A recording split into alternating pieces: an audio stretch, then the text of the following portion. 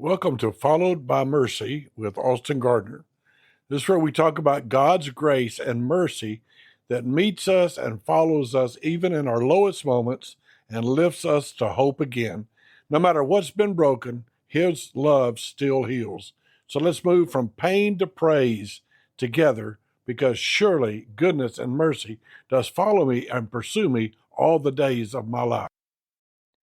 Coming home from COVID, getting a shave, getting a haircut, getting bathed, having to be helped in every way, getting put back in the bed was pretty rough, considering my age. I'm 71 now, and what we're talking about roughly 6 years ago.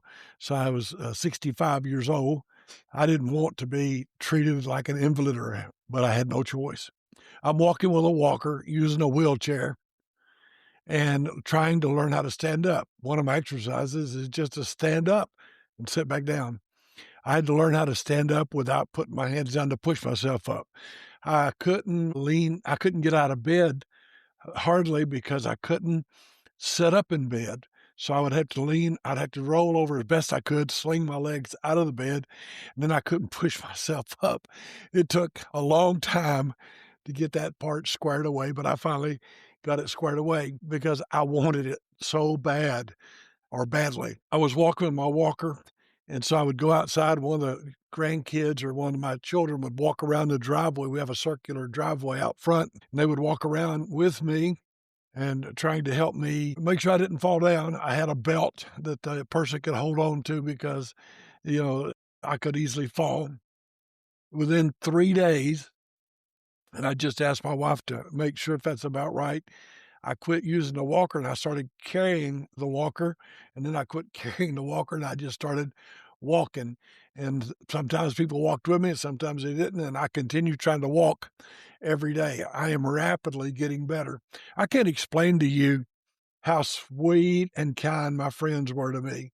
I was in the hospital. I didn't know this till later, but they would come and sit outside the hospital and pray for me that God would heal me. One friend actually took videos every day and sent me a video message telling me what was going on and what they were hearing. I thought that was one of the kindest gestures I'd ever seen. My buddy Robert Canfield came into the hospital to see me. Another friend came with him. Faith was always going to see me and taking care of me. Always had people loving me and helping me. What a good and sweet thing it is for Christian fellowship, for people to be able to get along, to get together and sit together and enjoy each other's presence. I don't know if there's anything any sweeter than that. So I slowly overcame all that COVID had done to me. I had to still be very careful, and I was told to sleep 8 hours or lay in the bed 8 hours. My body had to recover, but I got it all back. I got my mind back. I got my ability to walk back. I got my ability to sit up in bed, to dress myself, and to live a normal life. And things were going along pretty good. Now, what I didn't tell you, and what's probably a shocker to you, is that during the time I have COVID, they don't do a scan on me to see what's happening with my cancer. Now, don't forget, I've had cancer. I had a kidney removed today about 14 years ago, so 8 years before that. And so, I've recovered from COVID and it looks like I'm going to be fine. And so it's back on to the days to going down to see the oncologist. I have a nephrologist, I have an oncologist, and I'm going to see them at that time. And so, I was trying to look on my little thing here. Um, I came off the ventilator. I came off the ventilator back in June of 2020, and then, uh, my mother died in, August of 2020 of that year. My mother died. COVID kept us from even being able to go out to see her. And then I was diagnosed with cancer again on June the 30th of 2021. The doctor was very upset because he said, due to the COVID, they didn't take the scans that they should have taken. Of course, why would you scan a guy you think is going to die? They didn't do anything to know what was happening. And my cancer had basically been gone since I lost my kidney, but now it was growing and rapidly, and I had 5 tumors in my abdomen mainly.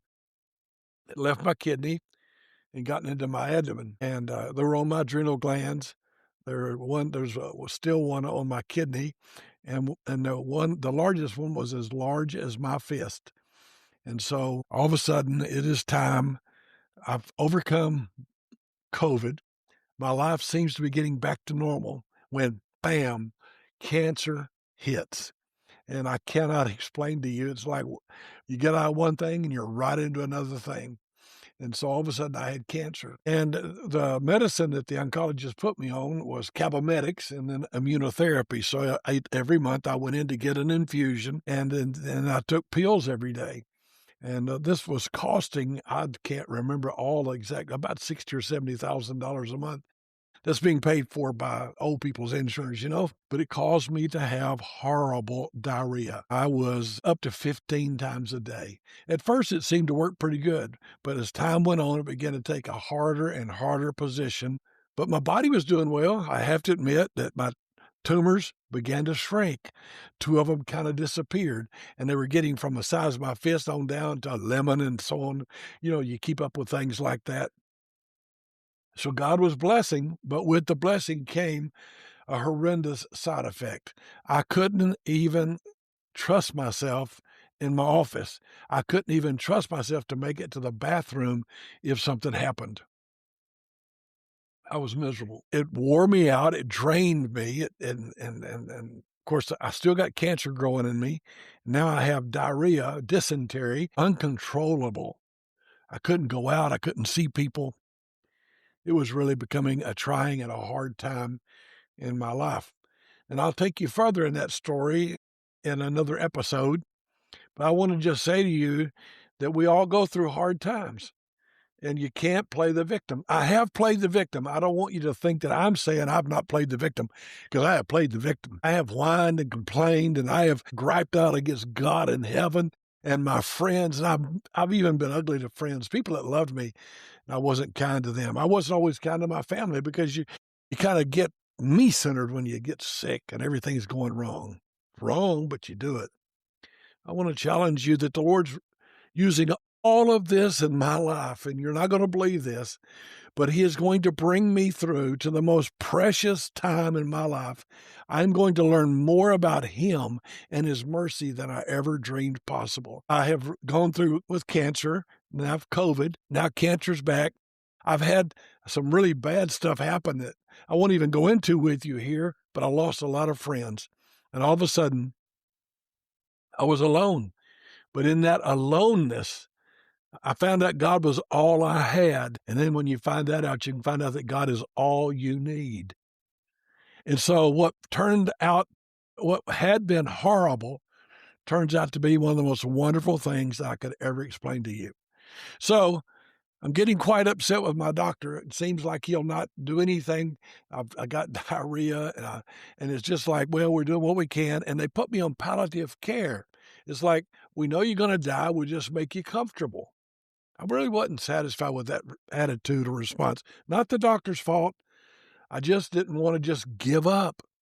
But anyway, that will lead to me leaving and finding another doctor, and that's another chapter in the story of how God's been working in my life. Austin Gardner's COVID cancer story for the moment. Thank you so much for listening. If it's any blessing to you at all, if I'm helping you at all, share it with somebody. God bless you. Thanks for listening to Followed by Mercy with Austin Gardner. If today's message spoke to your heart, share it with someone who needs to know God hasn't given up on them. Remember, your pain isn't the end of your story. In Jesus, it can become praise. Thank you.